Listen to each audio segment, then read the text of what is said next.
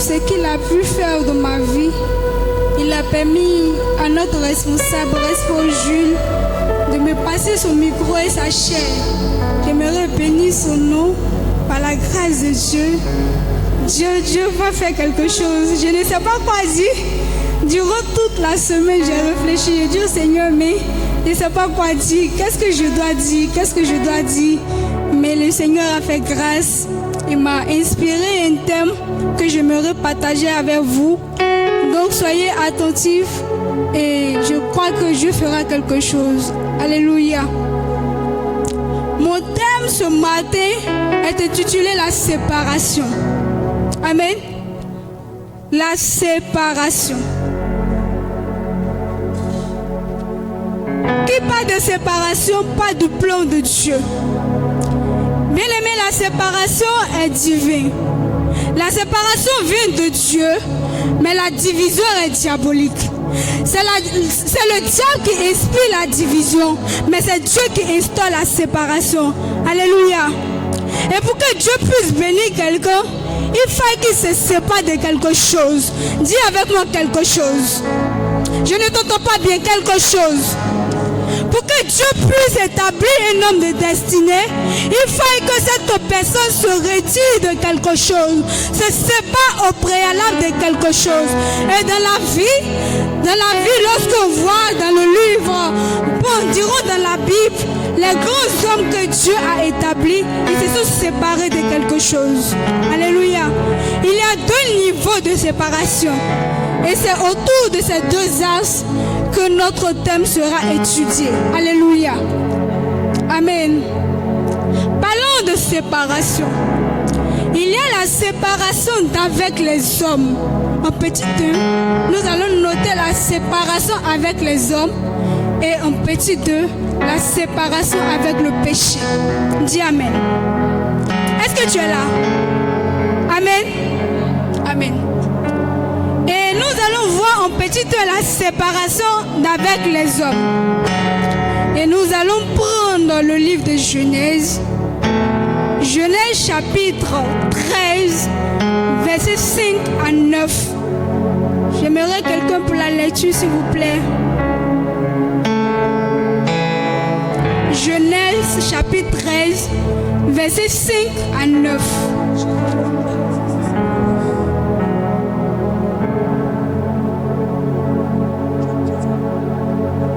Si quelqu'un a vu, qu'il fasse la lecture. Lot, qui voyageait avec Abraham, avait aussi des brebis, des bœufs et des tentes. Excusez. Pour Genèse chapitre 11, pardon. Chapitre 11, verset 26. Ah, bon. Tu vas prendre le chapitre 12 d'abord, verset 1 à 4. Chapitre 12, verset 1 à 4. Genèse chapitre 12, verset 1 à 4. Genèse chapitre 12, verset 1 à 4. Oui. L'Éternel dit à Abraham, Amen.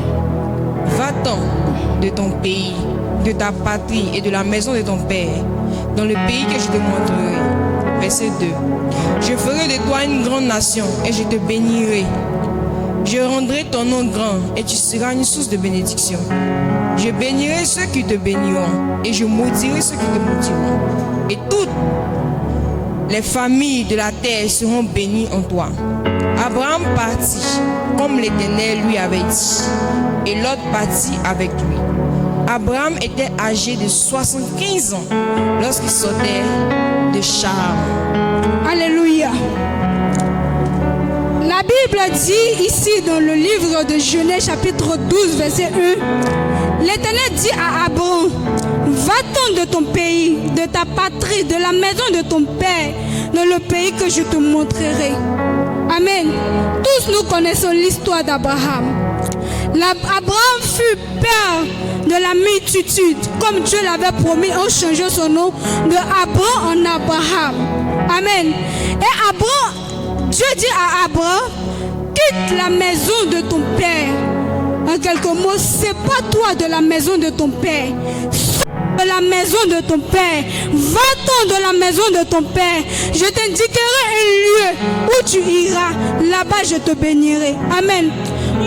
pourquoi Dieu n'a pas béni Abraham dans la maison de son père. Et il dit à Abraham, sors de la maison de ton père, va-t'en dans le pays, je te montrerai. Il y a un mystère. Amen. On va poursuivre. Alléluia.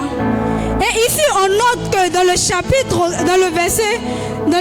12, verset 4, la Bible dit Abraham était âgé de 75 ans lorsqu'il sortit de Charan, c'est-à-dire dans la ville où son père et sa mère demeuraient. Dans la ville de son père, lorsqu'il partit pour Canaan, dans un pays que Dieu lui avait montré, il avait 75 ans. Amen. Nous allons prendre le chapitre 11, verset 26. Notez bien 71 ans pour l'âge d'Abraham.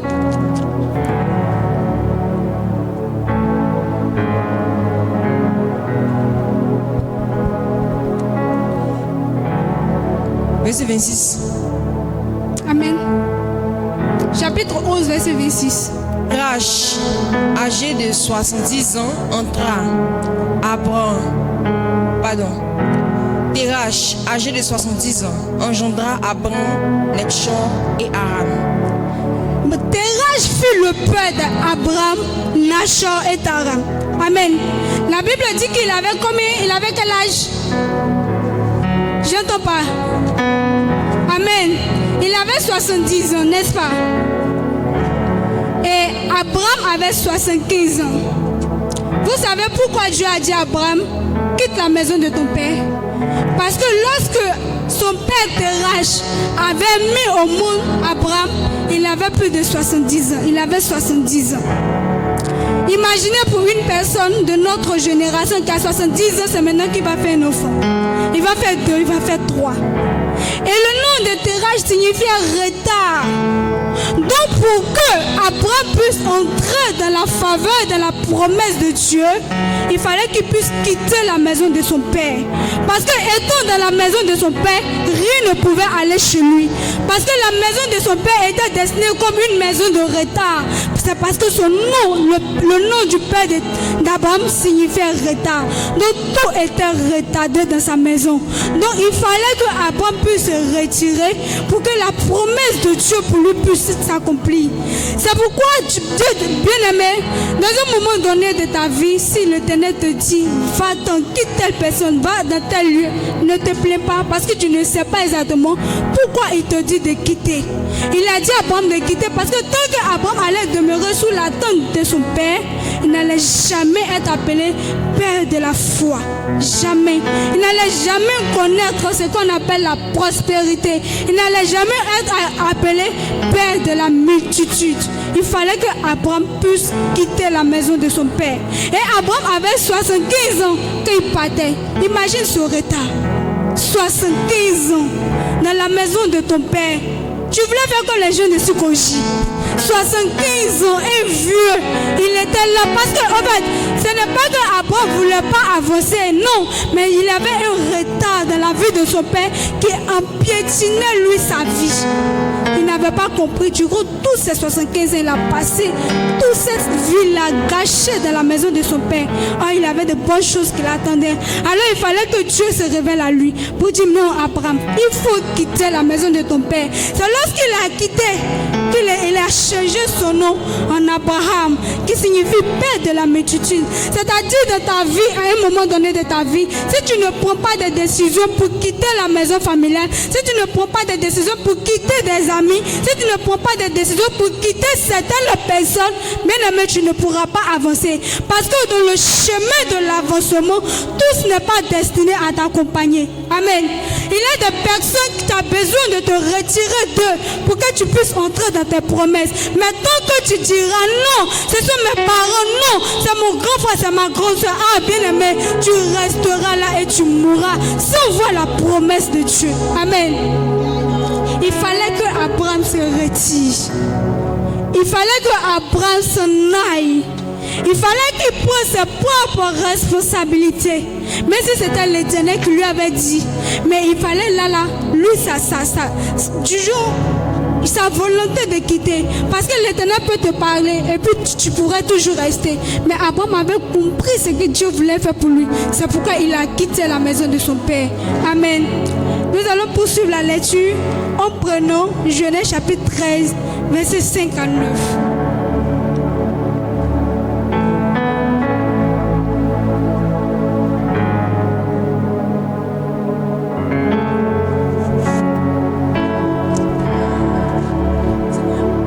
Genèse chapitre 13, versets 5 à 9.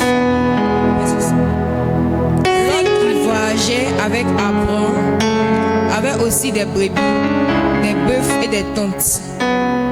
Et la contrée était insuffisante pour qu'ils demeurent ensemble, car leurs biens étaient si considérables qu'ils ne pouvaient demeurer ensemble. Amen.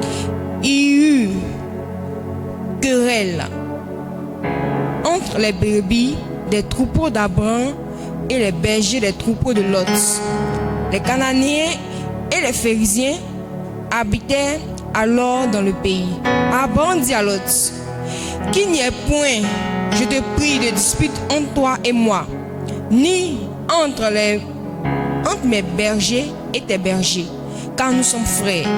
Tout le pays n'est-il pas devant toi? Sépare-toi donc de moi. Si tu vas à gauche, j'irai à droite. Si tu vas à droite, j'irai à gauche. Amen. Dieu a dit à Abraham: quitte la maison de ton père. Abraham avait en ce temps Sarai qui était sa femme. Mais en sortant de la maison de son père, il a pris un élément perturbateur avec lui. Abraham a pris Lot. Oh, Dieu a dit: va-t'en. Il n'a pas dit: va, allez-y. Dieu a dit: va-t'en. Mais Abraham a pris Lot avec lui. Et dans la suite des temps, on voit qu'il y a eu des querelles entre Abraham et Lot. C'est que Dieu t'a dit. Forcément, même si tu t'entêtes, ça finira par s'arriver. Amen. Ça finira par s'accomplir. Et Dieu a dit à Abraham: il faut partir. Et Abraham a pris Lot.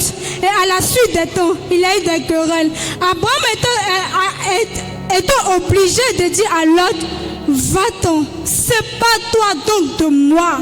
Le pays est tellement vaste. Prends ton chemin, je prendrai mon chemin. C'est quand vous allez faire la lecture, par la suite, vous allez voir ce que l'Éternel va dire à Abraham. Tant que Lot était encore avec lui, il ne pouvait pas aussi rentrer dans sa destinée. Il allait toujours rester avec le nom Abraham. Amen. Donc c'est pour dire que lorsque Dieu vous dit quelque chose, bien aimé, ne nous entendons pas. Faisons exactement ce que l'Éternel nous dit. C'est pour notre bien. Au préalable, on va voir que non, j'aime trop mes parents, j'aime trop ceci, j'aime trop cela. Ma ville me plaît tellement. Je veux rendre mon petit témoignage. Lorsque j'ai échoué 2 fois au bac et on m'a dit: va à l'intérieur. J'ai dit non, la vie d'Abidjan me plaît trop. À l'intérieur, là, il n'y a rien là-bas. J'ai fait comment? Je serais dépaysée. Mais je ne voulais pas partir. Quelqu'un m'a convaincu et je suis partie. Et Dieu, par sa grâce, je suis revenu avec le bac. Imaginez si je n'étais pas partie. J'allais encore 3e fois à Abidjan. Non, ce n'est pas parce que le pays te plaît, ou soit la ville où tes amis sont chics, que tu ne peux pas les quitter lorsque Dieu te demande de partir. Bien-aimé, prends tes responsabilités, quitte. C'est pour ton bien. Amen. Nous allons voir rapidement notre petit deuil qui est la séparation avec le péché. Amen. Lorsque Dieu fait faire de grandes choses dans ta vie, un homme de destinée, un homme pour qui Dieu l'a consacré, l'a mis à part, il faut que tu te sépares du péché. Tu vas me dire que non, je ne fornique pas, je ne fume pas la drogue, je ne fais pas ceci, je ne fais pas cela. Mais tu as un péché mignon. Tu as un péché qui est en toi, que tu ne veux même pas dire à quelqu'un. Et ce péché-là te retarde, bien-aimé. C'est quoi le péché mignon? Le péché mignon, c'est un péché qu'on chérit. On ne veut même pas dire à quelqu'un pour qu'il puisse nous donner un conseil. Pour dire que non, mon frère, ma soeur, ce que tu fais, c'est pas bien. Il faut quitter. On préfère garder ce péché-là et le chérir, le nourrir, lui donner à manger chaque jour. Et ce péché-là retarde nos bénédictions. Amen. C'est pourquoi tu dois quitter ce péché. Et Dieu nous appelle à être des vases d'honneur. Amen. Il dit dans Ésaïe: partez, sortez, quittez du milieu d'elle. C'est-à-dire dans le monde là où nous sommes. Bien-aimés, nous ne sommes pas. Un homme de destinée n'est pas appelé à marcher avec n'importe qui. Un homme que Dieu a mis à part, à consacrer, n'est pas destiné à s'amuser avec n'importe qui. Il n'appelle pas n'importe qui son camarade. Il n'appelle pas n'importe qui ma camarade, ma CP. Mais il s'envole. Regardez, l'aigle s'envole avec les aigles. Amen. Donc un homme de destinée doit marcher avec les gens de destinée. Il ne doit pas s'amuser avec les gens du quartier qui n'ont pas de destinée. Quitte ce péché. C'est pourquoi tu vas prendre Ésaïe. Tu vas lire le livre d'Ésaïe 52, verset 11.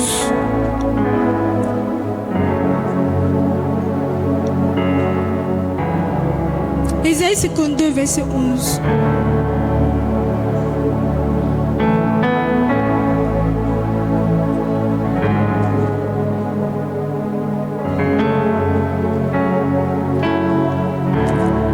Ésaïe 52, verset 11. Partez, sortez de là.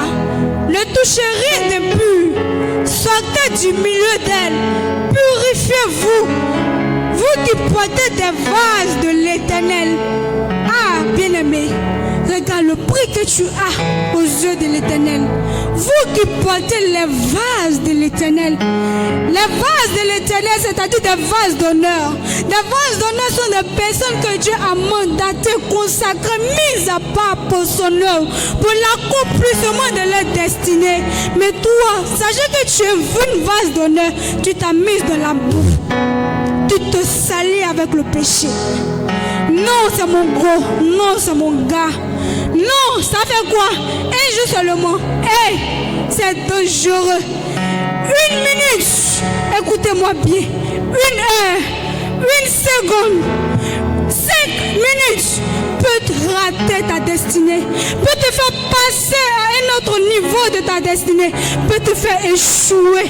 Bien aimé, on ne s'amuse pas avec le péché. Quelqu'un me disait que pratiquer le péché est doux, mais les conséquences, est-ce que tu peux les supporter?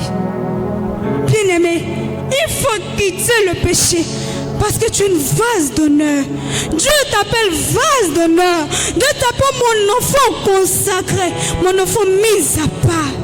Pour que tu puisses être béni. Pour que Dieu puisse se révéler à toi. Pour que Dieu puisse t'établir en tant que reine, en tant que roi. Il faut que tu te sépares du péché. Non pas seulement avec les hommes, mais aussi avec le péché. Parce que le péché, c'est un élément je dirais un élément très crucial qui fait échouer plusieurs destinées.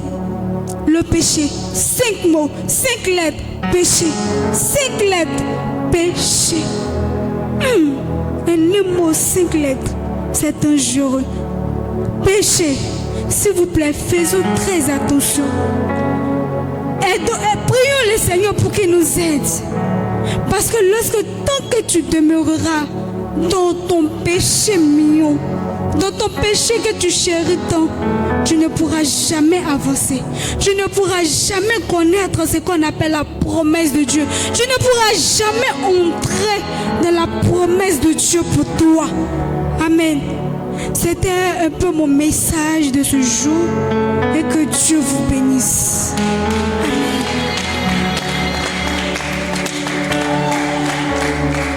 Nous allons acclamer le Seigneur Jésus jusqu'à ce que nos responsables arrivent. Amen.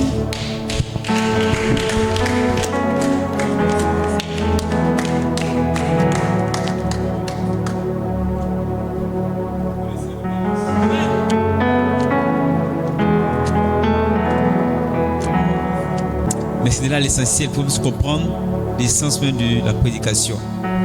Il est question pour nous de mettre en revue notre marche chrétienne. Ça fait combien d'années de vie que tu es dans la foi chrétienne? Ça fait combien de temps tu marches avec le Seigneur? Ça fait 1 an, 2 ans, 3 jours, 4 jours, 5 ans, 10 ans, 15 ans. De l'important pour de mettre en revue ce matin notre marche avec le Seigneur Jésus-Christ. En ce qui concerne, dans un premier temps, nos relations avec nos frères et sœurs, à notre prochain, et notre relation avec le péché. Voici bien son message. Amen. Il est important pour nous de nous séparer un carrefour de notre vie de certaines personnes. On peut peut-être comprendre ces personnes-là. Il y a des amis, on sait pas des bonnes amitiés, Mais on ne sait pas pourquoi on est dedans quand même. On est dedans quand même. Amen. Le Seigneur te dit quitte cette amitié, mais quitte cet endroit, quitte ce territoire. Mais c'est fort d'y rester. Ça peut être un travail, ça peut être une relation, ça peut être une opportunité que tu penses. La Bible nous dit, une voix peut paraître juste devant un homme, mais cette voix peut être la voix de la perdition. Amen. Ça peut être une maison où tu habites, un quartier dans lequel tu habites. Dieu te demande de quitter, mais tu ne veux pas, parce que là, c'est plus à l'aise. Amen. Mais lorsque tu vas te séparer de cet endroit, c'est l'endroit qu'on est ta destinée. Amen. Il a dit quelque chose de très important. Lorsque Dieu a dit à Abraham, quitte ta patrie, il a pas dit à quelqu'un. Dieu l'a pas envoyé de mettre à quelqu'un. Il a dit quitte, il n'a pas dit quitter, il dit quitte. Mais souvent, on ne peut pas quitter un territoire avec une position, mais aller avec quoi? Des choses qu'on avait dû laisser dans le passé. Amen.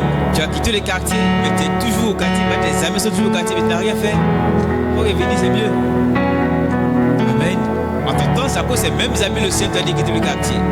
Ou soit à une école tu fréquentes, Dieu t'a mis à cœur de quitter l'école carrément. Parce que l'école n'est pas de bonne compagnie. Donc ton père veut que tu quittes l'école, mais tu ne veux pas quitter l'école. C'est peut-être que mes amis y sont. Amen. Mais en réalité, cette école ne t'arrangera pas. Lorsque tu quitteras l'école, tu verras que ton niveau scolaire va commettre une transformation spectaculaire. Et ainsi de suite. Gloire à Jésus. De les séparations, il y a des séparations qui sont fructueuses. Et apprenons à nous séparer afin d'être activement dans notre destinée. C'est concerne le péché, oui, il est important pour nous de laisser le péché, car les hommes de destinée, amen, il y a une chose, ils sont tous poursuivis par le péché, c'est clair. Parce que le diable ne voudra jamais que tu puisses accomplir ta destinée. Donc il fera tout son possible pour que tu puisses quoi? Que tu te fais très attention. Amen. Faisons attention au péché. Attention à nos amitiés. Attention à nos relations que nous tissons. Attention à tout ce que nous faisons car nous avons un challenge d'accomplir notre quoi? Notre destinée. Ne perdons pas ça de vue. On doit réussir dans la vie. Et pour réussir dans la vie, il faut qu'on apprenne à marcher selon les principes du royaume. Amen.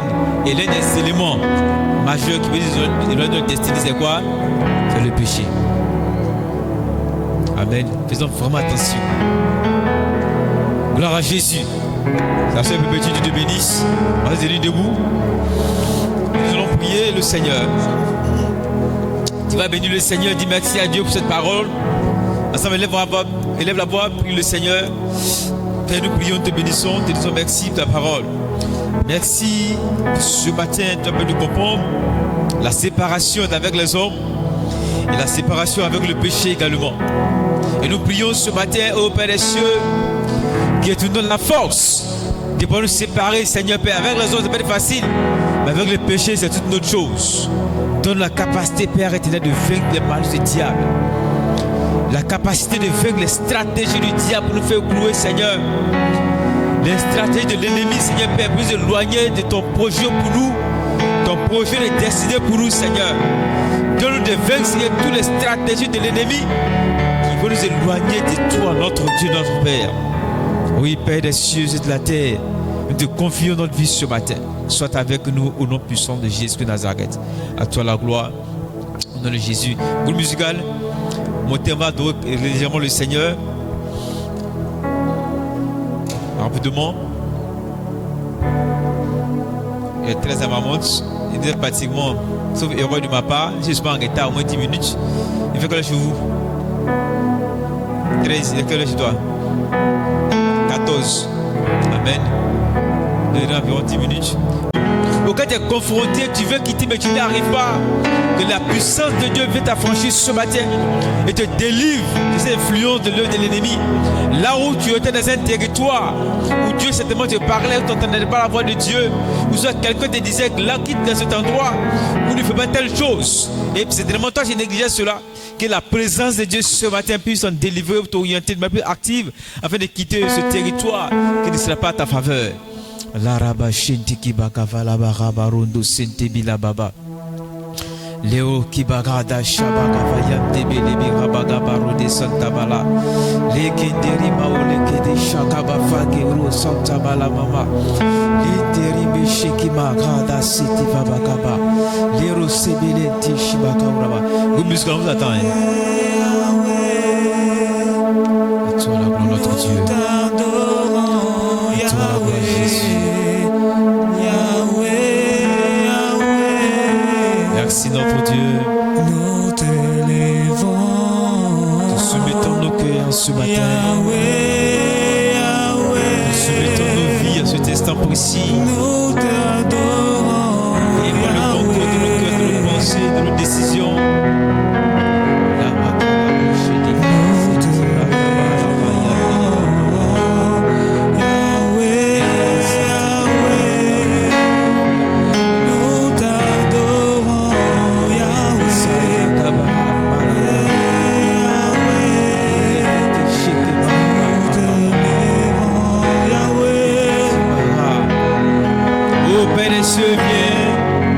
Transforme nos vies ce matin. Viens transforme notre vie, Jésus-Christ de Nazareth. J'ai besoin de toi en ce lieu, notre Dieu. Besoin de ta présence dans notre vie, Seigneur. Besoin de notre vie, Seigneur, Père, que notre vie soit transformée. Notre vie soit impactée par ta puissance. Là où Père Jésus, dans les vies de gloire, pas Seigneur, aide-nous cet esprit. Aide-nous ce matin, avoir une vie transformée, Seigneur. Aide-nous, notre Dieu, avec le péché, Jésus. Aide-nous, Seigneur, à marcher selon tes voies, notre Dieu.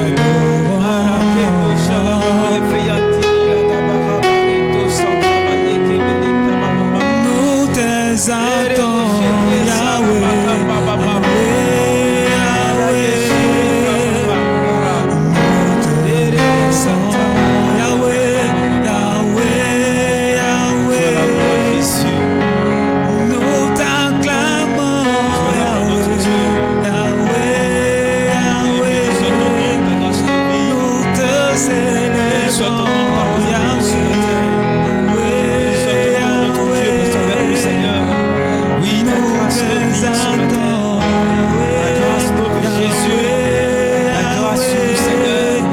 Délivre-nous, Seigneur, Père éternel, tout ce qui est péché de bon. Donne-nous la capacité, Seigneur, de vaincre, Seigneur, les parties du diable, Seigneur. Nous avons besoin de ton aide, notre Dieu. Besoin de ta délivrance, Seigneur. Besoin de ta puissance, notre Dieu.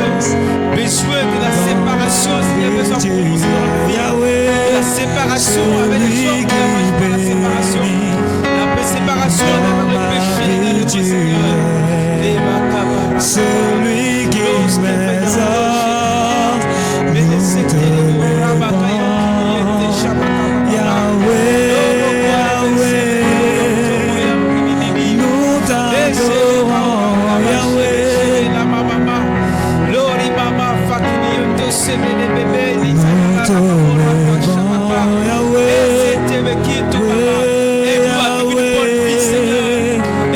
nous t'adorons, Yahweh. Nous t'adorons,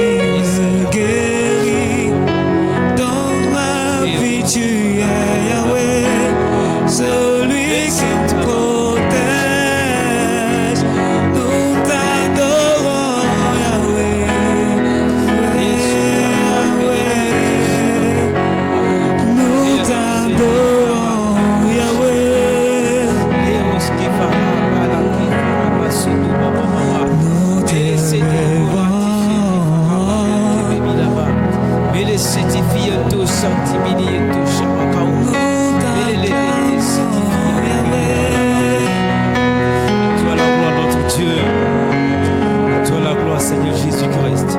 Reçois la gloire ce matin. Reçois la gloire, notre Dieu. Merci pour ce moment passé dans ta présence. Bénissons ta présence dans nos vies, notre Dieu. Merci pour ce culte, Seigneur Père éternel, que nous allons dédier. Merci pour nos vies, Père éternel, que tu transformes Jésus de Nazareth. Merci, Seigneur Père, pour le péché qui lâche prise au nom de Jésus. Et regarder sur tes voies. Reçois la gloire. Acclame le Seigneur ta délivrance. Acclame le Seigneur car le Dieu de restauration est sur ta vie. Le temps de vaincre le péché. Victoire sur la séparation. Victoire sur la séparation. Au nom puissant de Jésus de Nazareth. Au nom de Jésus. Amen. Merci. Merci que le Seigneur le bénisse.